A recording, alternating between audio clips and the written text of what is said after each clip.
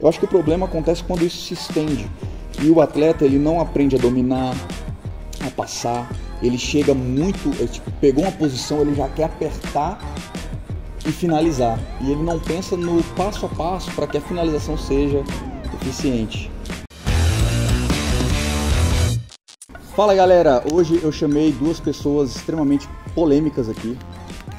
A Rafinha, do canal da Rafa com eles. Isso. É isso? Com eles. Com eles. Eu falei com eles, aí o Edu fica bravo. Com eles, com eles. Com eles. Vou fazer o canal Dudu com elas. Dudu com elas. E vocês procuram aí também, né? Dudu com elas. Dudu com elas, Eduardo Valhalla, também vocês me acham. E a gente trouxe um assunto um tanto quanto... Era pra ser simples, mas já rolou umas polêmicas aqui. A gente segurou pra falar na frente da câmera, né? Que é 15 coisas que todo faixa branca deveria saber. Então eu fiz a minha listagem pessoal das coisas que eu acredito, só que já teve controvérsia aqui, já teve discordância, então vamos ver se a gente vai sair no tapa hoje aqui. Bem, vamos lá. O que você acha disso, do não começar o rola, tipo, duas pessoas, começou o rola, dois faixa branca, os caras, né, são cru ainda, tem pouca técnica, não tem tanta noção do corpo deles ali, começar os dois de joelhos. O que vocês acham disso? O que eu acho disso? Vamos lá. Os dois começarem de joelhos tem sua parte boa e ruim. Tem muita lesão, porque normalmente quando você não sabe ajoelhar da forma certa, se você cair para trás você vai se machucar, isso acontece demais. Eu já tive problema com isso no tatame. Problema não, aconteceu machucado. E assim, o que eu percebi na verdade? Que não começar de joelhos, mas eu gostei dessa pauta, não só para os faixas brancas assistirem o vídeo, mas também para os professores que dão aulas para faixa branca. Boa. Porque o faixa branca, a gente vai falar assim, não começa de joelho, mas ele não tem noção de nada. Então assim, na verdade o faixa branca, na minha opinião, ele até pode começar de joelho, mas rolando com graduado, que não vai empurrar ele pra trás, nem vai pendurar nas costas dele. Boa. O faixa branca, outro faixa branca, na verdade eu nem gosto que ele rola. Primeira coisa, branca tem que rolar depois de um certo tempo que estava treinando. Eu não sou a favor do cara que chegou na academia e já ir pro rola. Ele tem que passar por um processo primeiro pra ele saber o que fazer. Essa é outra polêmica aqui, acho que tinha que estar nesse... Vai lá. Faixa branca deve rolar? Eu tenho minha opinião aí, ó, vamos lá. Então já começou aí. Segundo, começo de rola, eu fiz um rola com o Xande Ribeiro, acho que tem 1 ano, 2 anos atrás. Eu sempre começo sentado, que eu puxo pra guarda. E ele brigou comigo, ele falou, por que você tá sentado? Ele falou, nós somos iguais, a gente tem que começar de joelho, a gente se cumprimenta, e aí, se você quiser puxar para a guarda, você puxa. Que aí os dois têm direitos a puxar. Então, se começa os dois de joelhos, então nós estamos de uma forma igual. Se começa um sentado, outro em pé, ou tô, né, já de joelho, já passando, então já se definiu ali. Um é o passador e outro é guardeiro. Mas e se eu quiser ser a passadora? O cara já sentou, e aí? Ele vai brigar por essa passagem? Então, quando a gente tá os dois de joelhos, a gente tá de uma forma igual. Legal. Qual que é a minha observação com relação aos dois começarem de joelhos? E aí eu vou além do empurrar. Tem um cara que não empurra, ele vai pra cima agarrado para derrubar o cara. E eu já vi algumas vezes joelhos ficarem assim. E aí é jogado para esse lado de cá. O joelho estourou. Já vi algumas vezes de verdade isso acontecer. Quebrou o meio da canela. Desse jeito, né? Então assim... eu acho que os dois começarem de joelhos tem essa questão, mas não é começar, eu acho que tem que ser refeita a ideia, é disputar queda de joelhos, sabe? Acho que isso não poderia acontecer, disputar queda. Eu acho que assim, começa de joelhos, mas igual você falou, que o Xande colocou essa observação, os dois começam de forma iguais e depois algum decide o que vai fazer, se vai passar.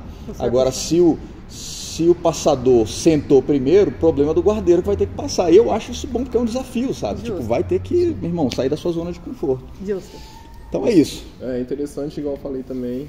Isso aí é muito bom também, é uma dica boa pra quem? Os professores que dão aula. Pô, excelente, cara. Professor, se a gente não fala isso, fica ligado nisso, cara. Fica ligado se teu aluno tá disputando queda de joelho e observa as lesões que você já viu na tua vida aí. Os caras geralmente, velho, é nessa situação. Segunda dica pra todo faixa branca. Tá começando... Não pense apenas em finalizações. Pô, o cara começa, aprende, assim, é até um pouco difícil, né? O cara não pensar em finalização, sempre que às vezes a primeira coisa que ele aprendeu foi uma finalização. Ele chegou no meio da turma e o professor tá passando mata-leão. E é até difícil ele não pensar em outra coisa. A única coisa que ele tem de insumo ali para trabalhar é o mata-leão. De repente ele realmente vai pensar só naquilo. Eu acho que o problema acontece quando isso se estende e o atleta ele não aprende a dominar, a passar, ele chega muito, tipo, pegou uma posição, ele já quer apertar e finalizar. E ele não pensa no passo a passo para que a finalização seja eficiente. Então, qual que é a opinião de vocês com relação a isso? Eu primeiro? Então, o que acontece? A finalização é o ápice do jiu-jitsu, é o que todo mundo quer, né? Luta livre, jiu-jitsu é o que todo mundo busca. Mas até chegar a esse processo, existem vários passos para você chegar ali. Isso não serve só para faixa branca, isso é para todas as faixas. Primeira coisa, domínio. Não tem como você finalizar alguém se não tiver o domínio. A gente tem as chaves de pés, hoje são os ataques que você pode fazer de uma vez. Mesmo assim, os ataques de chave de pé, hoje já tem um domínio.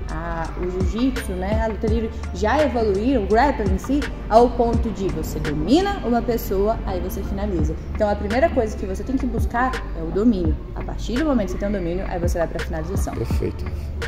Faixa branca, se você quer ficar bom de jiu-jitsu, luta livre, grappling, você tem que dominar.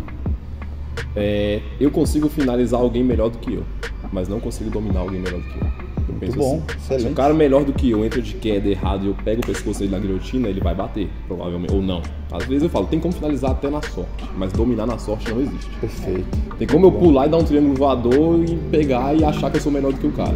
Agora, se eu boto ele no chão, passo a guarda, domino, joelho na barriga, domino, monto, domino, às vezes nem peguei, fiz só esse domínio. Aí a gente já definiu exatamente quem está com mais habilidade do que o outro. Excelente observação.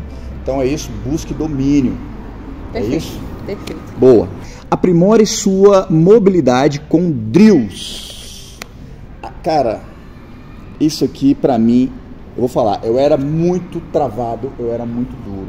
Isso até meus, 36 anos. Eu era travadão, duro e tal. E eu falei, eu quero começar a trabalhar mobilidade. E eu já era faixa preta. E eu percebi que eu não tinha mobilidade. Então o meu grappling, o meu jogo estava totalmente limitado até aonde o meu corpo poderia fazer. Quando eu comecei a trabalhar mobilidade, inverter guarda, o próprio agachamento, aqueles movimentos da Pratique, o Rodrigo veio, trouxe uma nova perspectiva da Pratique movimento de mobilidade pra gente.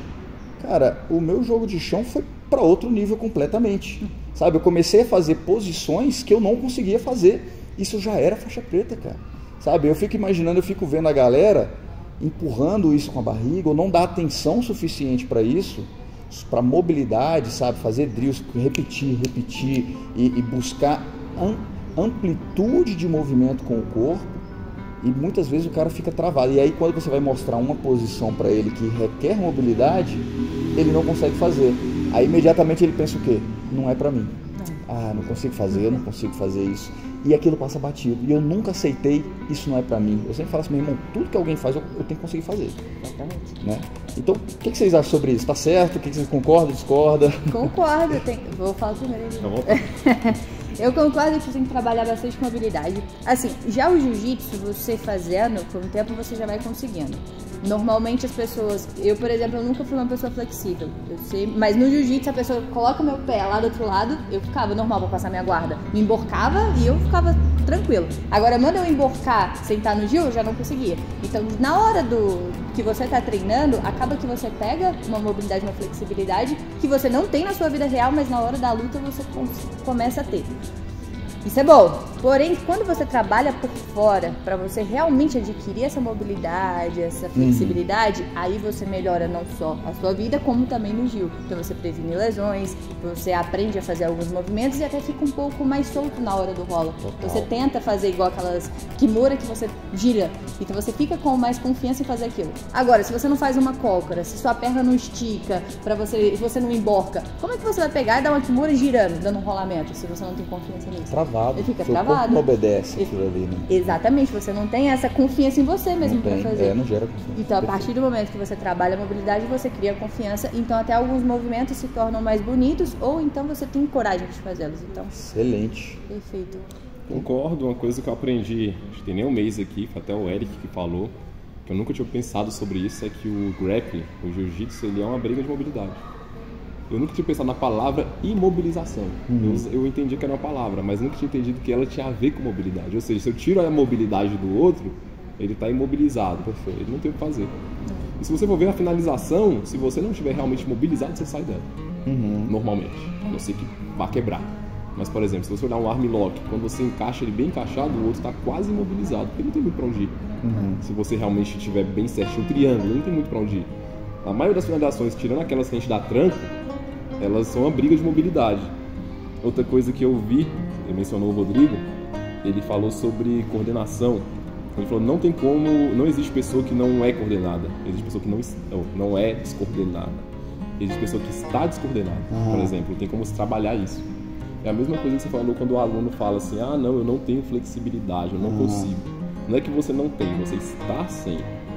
O cara fala, ah, eu sou muito forte, não consigo me mexer. Cara, não é que você não consegue, é que você não está trabalhando isso, é diferente.